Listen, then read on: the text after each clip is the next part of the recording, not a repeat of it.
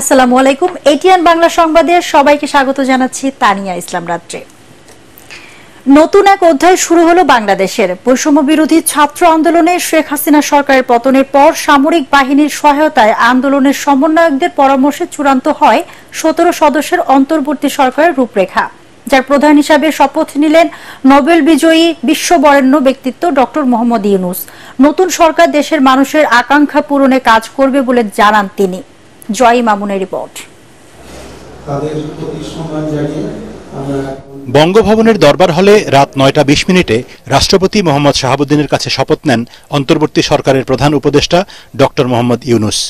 আমি মোহাম্মদ ইউনূস সশ্রদ্ধ চিত্তে শপথ গ্রহণ করিতেছি যে পূর্ণ রাষ্ট্রীয় আনুষ্ঠানিকতায় আয়োজিত অনুষ্ঠানে স্মরণ করা হয় মহান মুক্তিযুদ্ধের শহীদদের। সাম্প্রতিক ছাত্র আন্দোলনের শহীদদের স্মরণে পালন করা হয় ১ মিনিট নীরবতা। অনুষ্ঠানটি পরিচালনা করেন মন্ত্রিপরিষদ সচিব মাহবুব হোসেন। শপথ নেয়ার পরপরই তাৎক্ষণিক প্রতিক্রিয়ায় আইন শৃঙ্খলা নিয়ন্ত্রণ সহ মানুষের গণতান্ত্রিক ও মত প্রকাশের অধিকার নিশ্চিত করার অঙ্গীকার করেন প্রধান উপদেষ্টা ডক্টর ইউনূস। এই অভ্যুত্থানের মাধ্যমে সৃষ্ট সরকার দেশের প্রত্যেকের সরকার। এখানে থাকবে সকলের আকাঙ্ক্ষা পূরণের অধিকার। অরাজকতার বিষ বাষ্প এখন যেই ছড়াবে, বিজয়ী ছাত্র জনতা সহ মুক্ত মানুষের আইন শৃঙ্খলা বাহিনীর পূর্ণ শক্তি তাকে ব্যর্থ করে দেবে। নিষ্ঠুর স্বৈরাচারী সরকার দূর হয়ে গেছে। কাল সূর্য উদয়ের সঙ্গে সঙ্গে গণতন্ত্রের, সুবিচারের, মানবাধিকারের নির্ভয়ে মত প্রকাশের পূর্ণ স্বাধীনতার জন্য দলমত নির্বিশেষে সবাই উপভোগ করবে। অনুষ্ঠানে অন্তর্বর্তী সরকারের 16 উপদেষ্টার মধ্যে 13 জনকে শপথ পড়ান রাষ্ট্রপতি। 3 জন ঢাকার বাইরে থাকায় তাদেরকে পরে শপথ পড়ানো হবে। উপদেষ্টাদের মধ্যে অর্থনীতিবিদ, আইনবিদ, বিশ্ববিদ্যালয় শিক্ষক, কূটনীতিক, মানবাধিকার নেতৃবৃন্দ ছাড়াও আছেন বৈষম্য বিরোধী ছাত্র আন্দোলনের 2 সমন্বয়ক নাহিদ ইসলাম ও আসিফ মাহমুদ। শপথের পরে উপদেষ্টারা বলেন, ছাত্র জনতার রক্তে ভেজা এই বিজয়ের অর্জন যেন হাতছাড়া হয়ে না যায়, সেজন্য সচেষ্ট থাকবেন তারা।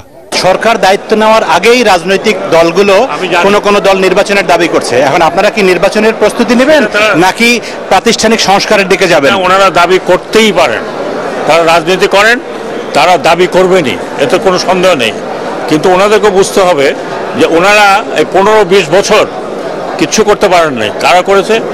ছোট ছোট বাচ্চারা করেছে। কাজে এটা ছিনতাই করার কোনো কারণ নাই। তরুণদের সাথে আমাদেরও কিন্তু সম্পর্ক ছিল না বললেই চলে। কোনো কাজ করতে গেলে তারা যে প্রাসঙ্গিক হতে পারে আমরা তো ভাবিনি। আজকে তারা নিজেদেরকে প্রাসঙ্গিক প্রমাণ করেছে এবং প্রাসঙ্গিক স্থাপন করেছে। নিশ্চয়ই আমি আশা করব তারাই দায়িত্ব একসময় না একসময় নেবে। আমরা তরুণরা রক্ত দিয়েছি, জনগণ, নাগরিকরা রক্ত দিয়েছে। জনগণ যদি মনে করে যে তরুণরাই রাষ্ট্রের হাল ধরবে, জনগণের সেই আহ্বানে সাড়া দেওয়ার জন্য বাংলাদেশের তরুণরা প্রস্তুত আছে। যেখানে যত প্রবলেম আছে আমাদের সমাজের রন্ধ্রে রন্ধ্রে বা রাষ্ট্রযন্ত্রে, সেই প্রবলেমগুলোকে সলভ করাটা আমাদের একটা চ্যালেঞ্জ হবে, আমাদের দায়িত্ব হবে। শপথ অনুষ্ঠানে বিএনপি, জামাত সহ তাদের মিত্ররা, বিভিন্ন রাজনৈতিক দলের নেতৃবৃন্দ, সামরিক বেসামরিক কর্মকর্তা, ছাত্র আন্দোলনের সমন্বয়করা, ব্যবসায়ী নেতৃবৃন্দ, শিক্ষক, আইনজীবী, সাংবাদিক সহ বিশিষ্ট ব্যক্তিরা উপস্থিত ছিলেন। তবে সদ্য ক্ষমতাচ্যুত আওয়ামী লীগ বা তাদের সহযোগী 14 দলের কাউকেই দেখা যায়নি অনুষ্ঠানে। তারুণ্যের চোখে মুখে এখন বৈষম্যহীন এক নতুন বাংলাদেশ গড়ার স্বপ্ন, আর সেই স্বপ্ন পূরণের সারথি হিসেবে কঠিন দায়িত্ব নিয়েছেন নোবেলজয়ী বিশ্ববরেণ্য ডক্টর মোহাম্মদ ইউনূস। জীর্ণ পুরাতনকে ঝেড়ে ফেলে তারুণ্যের শক্তিতে নতুন বাংলাদেশ গড়তে চান তিনি। তাই প্রতিহিংসা, হানাহানি ভুলে দেশে শান্তি এবং সাম্প্রদায়িক সম্প্রীতি প্রতিষ্ঠা, মানুষের গণতান্ত্রিক অধিকার ফিরিয়ে আনা, এগুলোই এখন তার সামনে সবচেয়ে বড় চ্যালেঞ্জ। আর সেই চ্যালেঞ্জ মোকাবেলায় তিনি সফল হবেন, সেই প্রত্যাশা নিয়ে ডক্টর ইউনূসের সরকারের দিকে তাকিয়ে আছে দেশের মানুষ। জয় মামুন, এটিএন বাংলা, বঙ্গভবন, ঢাকা। দেশের আইন শৃঙ্খলা স্বাভাবিক করে মানুষের নিরাপত্তা দেওয়াই এখন নতুন সরকারের প্রধান চ্যালেঞ্জ বলে জানিয়েছেন অন্তর্বর্তী সরকারের উপদেষ্টারা। বঙ্গভবনে শপথ নিয়ে তারা প্রতিশ্রুতি দেন মূল্য কমিয়ে প্রতিটি পণ্য মানুষের নাগালের মধ্যে নিয়ে আসার। বৈষম্য বিরোধী আন্দোলনে ছাত্র হত্যাকারীদের সাজা নিশ্চিত করার প্রতিশ্রুতিও দেন উপদেষ্টারা। বিস্তারিত আপেল মাহমুদের রিপোর্টে। আমি আমি মোহাম্মদ তৌহিদ হোসেন সশ্রদ্ধ চিত্তে শপথ গ্রহণ করিতেছি যে সংবিধান সংরক্ষণ আর দেশের সার্বিক নিরাপত্তা বিধানের প্রতিশ্রুতি দিয়ে রাষ্ট্রপতি মোহাম্মদ শাহাবুদ্দিনের কাছে শপথ নিলেন ডক্টর মোহাম্মদ ইউনূসের নেতৃত্বে অন্তর্বর্তীকালীন সরকারের উপদেষ্টারা। শপথ শেষে আগামীর চ্যালেঞ্জ ও লক্ষ্য গণমাধ্যমের কাছে তুলে ধরেন তারা। সাধারণ মানুষের জীবনে যে কষ্ট, মানে দ্রব্যমূল্য বৃদ্ধির কারণে এবং নানা কারণে মানুষের জীবন জীবিকার অসুবিধার কারণে আমরা চাইব যে আমরা যে কয়জন দায়িত্ব নিয়েছে সবাই একত্রে মিলে, এবং মিডিয়াকে বলছি আপনাদের সহায়তায় আমরা যেন এই কাজগুলো করতে পারি।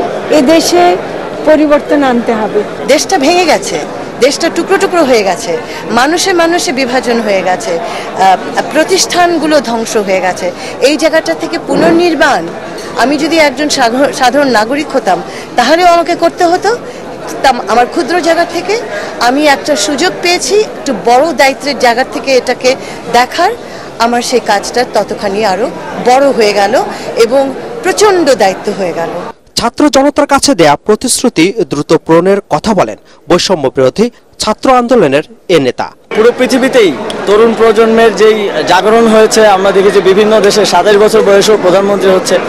আমরা এই চ্যালেঞ্জটা নিতে প্রস্তুত আছি। যে কমিটমেন্ট জনগণের প্রতি, ছাত্রদের প্রতি আমাদের ছিল, সেটিকে সংবিধানের একটি সুন্দর রিফর্ম এবং সিস্টেম বিল্ডিং এর মাধ্যমে আমরা বাস্তবায়ন করতে পারবো এই প্রত্যাশা রাখছি। আইন শৃঙ্খলা উন্নয়নের মাধ্যমে দেশের মানুষের সার্বিক নিরাপত্তার প্রতিশ্রুতি দেন তারা। এই বিজয় আমাদের উপর যে দায়িত্ব দিয়েছে সেই দায়িত্ব আমাদেরকে আত্মস্থ করতে হবে। আমি মনে করি আমাদের প্রধান কনসার্ন হচ্ছে ল অ্যান্ড অর্ডার সিচুয়েশনকে রেস্টোর করা, তারপর যারা নিহত হয়েছে অবশ্যই তাদের বিচারের ব্যবস্থা করা, এবং এটার পিছনে যত শক্তিশালী মানুষ থাক, যে দেশেই পালায় যাক বা যেখানেই পালায় যাক, আইনি কাঠামোর মধ্যে বিচারের ব্যবস্থা করা বা উদ্যোগ নেওয়া। দেশটা চলছিল, বহু বহু মানুষ নির্যাতিত হয়েছে, বন্দী হয়েছে, রক্ত দিয়েছে। তাই অপরাধীদের এর জন্য আইনের সামনে আনতে হবে, যারা ভিকটিম তাদের প্রতিকার দিতে হবে। দেশের নির্যাতিত মানুষ, সাধারণ মানুষ, গরিব খেটে খাওয়া মানুষকে শান্তি দেওয়ার জন্য যতটুকু করা সম্ভব সেটা আমরা চেষ্টা করব। সুষ্ঠু গণতান্ত্রিক নির্বাচনের আগে রাষ্ট্রের সংস্কার সবচেয়ে জরুরি বলেও এ সময় জানান উপদেষ্টারা। Apple Mahmud, ATN Bangla, Dhaka. দর্শক, দুর্বৃত্তরা যেন দেশের সাম্প্রদায়িক সম্প্রীতি বিনষ্ট বা রাষ্ট্রীয় সম্পদ ধ্বংস করতে না পারে তা আমাদেরকে নিশ্চিত করতে হবে। দেশ আমাদের, দেশের সম্পদও আমাদের। নিজে সতর্ক থাকুন, অন্যকে সচেতন করুন। পরবর্তী সংবাদ দেখার আমন্ত্রণ জানিয়ে এখনকার মতো শেষ করছি। এটিএন বাংলা সংবাদ ইউটিউবে দেখতে ব্রাউজ করুন, youtube/ATN বাংলা নিউজ। ধন্যবাদ সবাইকে।